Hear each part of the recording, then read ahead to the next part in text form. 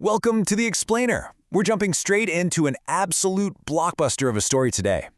We're tracking the epic chronological journey of the United States, literally going all the way from ancient indigenous civilizations straight through to its modern status as a global superpower. It's an incredibly cinematic history filled with soaring triumphs, devastating tragedies, and relentless transformation. Let's get into it. Here's the game plan. We're going to navigate this massive history by breaking it down into 5 distinct eras: the first Americans, colonization and revolution, expansion and division, the industrial age, and finally, the modern superpower. All right, part 1. The first Americans, civilizations before Columbus. 15,000. Now that staggering number represents the years since courageous hunter-gatherers first crossed the icy Bering Land Bridge from Siberia to Alaska. Just imagine that, following massive mammoths, stepping onto a continent entirely untouched by humans. They eventually spread everywhere, from the freezing north down to the dense, humid jungles of the south. Now, what's truly mind-blowing about these ancient societies is their sheer scale. Take Cahokia, for example. It was a bustling diplomatic metropolis near the Mississippi River that was actually larger than London or Paris in the year 1000 AD. They had this massive earthen pyramid that was literally larger at its base than the Great Pyramid of Giza. Out west, you had the Anasazi carving 5-story, concrete-like apartment complexes straight into sheer cliffs, with windows perfectly aligned to the summer solstice. And up north, the Iroquois Confederation ran a highly sophisticated, matriarchal, democratic system where elder women held veto power. And get this, that ancient political structure directly inspired Benjamin Franklin and the U.S. Constitution. Moving on to part 2. Colonization and revolution, from Jamestown to Yorktown. So, the arrival of Europeans triggered a rather violent collision of worlds. In 1607, the British landed in Jamestown looking for gold. Instead, they found a mosquito-infested swamp. It was a disaster, leading to the horrific starving time, where desperate colonists actually resorted to cannibalizing their dead. Tobacco eventually saved the colony, but that cash crop required cheap labor. And this brings us to a really dark turning point. In 1619, when a pirate ship traded 20 enslaved Africans for supplies, birthing the brutal origins of American slavery. A year later, Pilgrims landed up north, seeking religious freedom. Add a century and a half of explosive growth and brutal taxation, and while the whole thing erupted into a desire for total independence by 1776. We hold these truths to be self-evident, that all men are created equal. It's a brilliant, almost magical phrase, right? Penned by a 30-year-old Thomas Jefferson, it completely redefined human rights. Yet it contained a profound, undeniable contradiction. Because while the colonies were actively fighting a war for liberty, millions of enslaved Africans remained in chains, literally building the new nation's wealth through forced labor. To defeat the world's greatest military machine, General George Washington knew for sure he couldn't win in a traditional head-to-head fight. His genius? A war of attrition. He kept his army constantly moving, like that famous Christmas night surprise attack across the icy Delaware River. But the real game changer was securing the French alliance. French troops, gold, and crucially, an impenetrable naval blockade allowed Washington to trap British General Cornwallis at Yorktown. That was the moment that finally broke the spine of the British Empire. Okay, part 3. Expansion and division, a nation torn apart. With independence secured and a brand new constitution in place, the Republic immediately looked westward. Now, Manifest Destiny wasn't just some political goal. It functioned more like an ideological cult. It justified the violent displacement of native tribes as part of this quote-unquote divine plan, violently pushing the frontier forward to the Pacific Ocean and leaving a tragic trail of destruction in its wake. $15 million. That is exactly what Thomas Jefferson paid to finalize the Louisiana Purchase with Napoleon in 1803.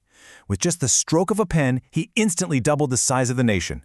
It opened up a vast frontier for exploration, sure, but it also set the stage for incredibly explosive conflicts over whether these new territories would allow slavery.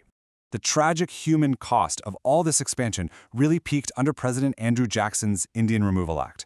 The Cherokee actually won a Supreme Court case to keep their lands, but they were still forced onto a brutal winter march known as the Trail of Tears, where thousands died from cold and starvation. And later, to conquer the fierce Plains tribes, the U.S. resorted to literal ecological warfare. They slaughtered the continent's 60 million bison down to just a few hundred, deliberately aiming to starve the indigenous population into submission. So this relentless expansion forced a geographic and moral divide that basically ruptured the country from the inside out. Up in the north, you're looking at a modern empire of concrete, steel, and industrial railroads. But contrast that with the south, a massive agricultural cotton empire built entirely on the backs of 4 million enslaved people. The tension between these two completely incompatible realities was a powder keg just waiting for a spark. Abraham Lincoln's election in 1860 was exactly that spark. The Southern states were terrified that Lincoln would abolish their slave-driven economy, so they seceded to form the Confederacy. Lincoln famously stated this quote, "A house divided against itself cannot stand," knowing full well the nation was plunging into a catastrophic civil war. It was the ultimate test to determine if a democracy built on freedom could possibly survive on a foundation stained by slavery. Over 600,000. To put that into perspective, that's more American lives lost on battlefields like Gettysburg and Antietam than in World War I and World War II combined. The Union eventually claimed victory, aided by Lincoln's Emancipation Proclamation, and the 13th Amendment finally officially abolished slavery. But the cost was unimaginable. And Lincoln? He paid for preserving the Union with his life, assassinated by John Wilkes Booth just days after the war ended. Which brings us to Part 4, the Industrial Age, Steel, Oil, and Monopolies. Rising from the ashes of the Civil War, America experienced this massive, unprecedented industrial explosion. It ushered in a period of extreme wealth and glaring inequality that Mark Twain perfectly dubbed the Gilded Age. This era was completely ruled by the robber barons. You had John D. Rockefeller ruthlessly crushing competition until he controlled 90% of America's oil. Andrew Carnegie dominating steel production to build the towering skylines of New York and Chicago. And J.P. Morgan? He bought out Carnegie for $480 million to form the very first billion-dollar corporation, U.S. Steel. Morgan's personal wealth was so insanely vast that during a panic, he personally bailed out the bankrupt U.S. government with $65 million in gold. Just let that sink in. But beneath all that glittering wealth, we really have to ask, what was the human cost of this rapid industrial explosion? Millions of laborers, including young kids, endured grueling 12-hour shifts 7 days a week, often working in 50 degrees Celsius heat right next to molten steel. This ruthless exploitation sparked bloody, violent strikes. Workers had to battle armed Pinkerton mercenaries just to demand basic safety and decent wages. And finally, Part 5, the modern superpower, a global force. By the dawn of the 20th century, American factories were actually producing more steel than all of Europe combined. This staggering economic engine pushed the nation completely out of its isolationist shell and directly onto the global stage. Originally trying to stay out of European conflicts, the U.S. quickly became the ultimate arsenal of democracy and the undisputed global creditor through 2 world wars. That was followed by the chilling, decades-long nuclear standoff of the Cold War, and later, the dawn of the War on Terror. Through it all, the United States firmly cemented itself as an unparalleled military superpower. But hey, it's not just about military muscle. From the glitz of Hollywood and global fast food empires to the digital revolution born right in Silicon Valley, American cultural and technological influence is practically inescapable no matter where you are on Earth. The foundational idea of the American dream, this belief that anyone can arise from absolutely nothing, continually attracts millions of immigrants. It makes the country a relentless, dynamic hub of diversity and innovation.